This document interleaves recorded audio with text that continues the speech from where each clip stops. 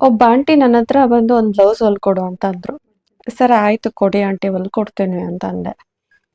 ಒಂದು net blouse ಕೊಟ್ಟರು. ಆಯಿತು ಹೊಲ್ಕೊಟ್ಟೆ. ಅವ್ರು ಕೇಳ್ದಂಗೆ ಹೊಲ್ಕೊಟ್ಟೆ. ಅವ್ರ ಮೆಜರ್ಮೆಂಟಿಗೆ ಕೊಟ್ಟಿರೋ ಬ್ಲೌಸ್ ಥರನೇ ಹೊಲಿಬೇಕಾ ಅಂತ ಅಂದೆ. ಇಲ್ಲ ನಂಗೆ ಕ್ಯಾಟ್ಲಾಗಲ್ಲಿ ಹೆಂಗಿದೆ ಹಾಗೆ ಬೇಕು, ಇದು ಮೆಜರ್ಮೆಂಟಿಗೆ ಅಷ್ಟೇ ಕೊಟ್ಟಿರೋದು ಅಂತಂದರು. ಓಕೆ ಅಂತೇಳಿ ನಾನು ಒಂದು 4 ಡೇಸ್ ತೊಗೊಂಡೆ ಆ ಬ್ಲೌಸ್ ಹೊಲಿಯೋಕ್ಕೆ. ಆದರೆ ಅವರು ತಿರ್ಗಾ ನನ್ನ ಹತ್ರ ಬಂದು ಇಲ್ಲ ಒಂದು ಸ್ವಲ್ಪ ಲೂಸ್ ಆಗಿದೆ ಅಂತಂದರು. ಯಾಕಂತಂದರೆ ನೆಟ್ ಫ್ಯಾಬ್ರಿಕ್ ಅಲ್ವಾ, ಹಾಗಾಗಿ ಸ್ವಲ್ಪ ಲೂಸ್ ಆಗಿಟ್ಟಿದ್ದೆ. ಸರಿ ಆಯಿತು ಅಂತೇಳಿ ಹೊಲ್ಕೊಟ್ಟೆ. ಎಲ್ಲ ಕರೆಕ್ಟ್ ಆಯಿತು, ಪರ್ಫೆಕ್ಟ್ ಆಯಿತು, ಇನ್ನೇನು ಅಮೌಂಟ್ ಕೊಡಬೇಕು. ಆವಾಗ ಅಂದರು ಎಷ್ಟು ಹೇಳಂಬಿಕಾ ಅಂತ ಹೇಳಿದ್ರು. ನಾನು ಅವಾಗ ಅಂದೆ, ಆಂಟಿ ನಾ ಹೊರಗಡೆ ಎಲ್ಲ ಜಾಸ್ತಿ ಇದೆ ಆಂಟಿ, ನಂಗೆ 400 ಕೊಡಿ ಸಾಕು ಅಂತ ಅಂದೆ.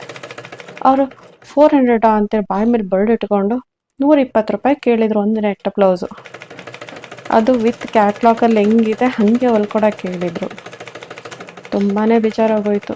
ನಾನಂದೆ, ಇಲ್ಲ ಆಂಟಿ ಅಷ್ಟೆಲ್ಲ ಆಗಲ್ಲ, ಹೊರಗಡೆ 500 ರೂಪಾಯಿಗಿಂತ ಕೆಳಗಡೆ ಯಾರಾದರೂ ತೊಗೊಂಡ್ರೆ ನಾನು ಈ ಬ್ಲೌಸ್ ಫ್ರೀಯಾಗೆ ಕೊಟ್ಬಿಡ್ತೀನಿ, ಫ್ರೀಯಾಗೆ ಹೊತ್ಕೊಂಬಿಡಿ ಅಂತಂದೆ. ನನಗಂತಾರೆ, ಇಲ್ಲಮ್ಮ 250 ರೂಪಾಯಿಗೆ ನಾನು ಹೊಲಿಸ್ಕೊಡ್ತೀನಿ ಬೇಕಿದ್ರೆ ಈ ಬ್ಲೌಸ್ನ ಅಂತ ಅಂದರು. ಆಮೇಲೆ ಅಂತಾರೆ, ನೀನು ಇದಕ್ಕೆ ಇನ್ವೆಸ್ಟ್ ಮಾಡಿರೋ ಬರೀ 5 ರೂಪಾಯಿ ಮಾತ್ರ, ಅದು ದಾರಕ್ಕೆ, ಇದಕ್ಕೆ ಯಾಕೆ 400 ರೂಪಾಯಿ ಕೊಡ್ಬೇಕು ನಾನು ಅಂತ ಮಾತಾಡ್ತಾರೆ. ಅವ್ರಿಗೇನು ಗೊತ್ತು ಇದ್ರ ಹಿಂದೆ ಇರೋ ಶ್ರಮ. ಟೈಲರಿಂಗ್ ಅನ್ನೋ ವಿದ್ಯೆ ಎಲ್ರಿಗೂ ಒಲಿಯಲ್ಲ. ಎಷ್ಟೋ ಆಸೆ ಕನಸು ಎಲ್ಲ ಇಟ್ಕೊಂಡು ನಾನು ಟೈಲರಿಂಗ್ ಕಲ್ತಿದ್ದೀನಿ. ನಂಗೆ ಈ ವಿಷಯಕ್ಕೆ ತುಂಬಾ ಬೇಜಾರಾಯಿತು. ಸ್ವಲ್ಪ ಸೈಲೆಂಟಾಗಿ ಆಂಟಿಗೆ ಒಂದು ಮಾತಂದೆ.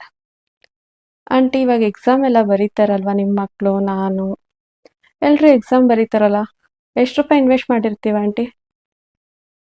ಬರೀ 5 ರೂಪಾಯಿ ಅಲ್ವಾ ಆಂಟಿ ಒಂದು ಪೆನ್ ತೊಗೊಳಕ್ಕೆ?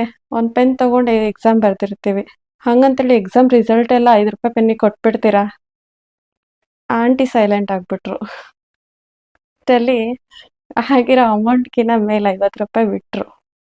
ಇಲ್ಲ ಇದು 50 ರೂಪಾಯಿ ಇರಲಿ, ನಿನ್ನ ಮಗನಿಗೆ ಚಾಕ್ಲೇಟ್ ಆಗತ್ತೆ, ನನ್ನ ಕಡೆಯಿಂದ ಇರಲಿ ಅಂತ ಕೊಟ್ಟರು.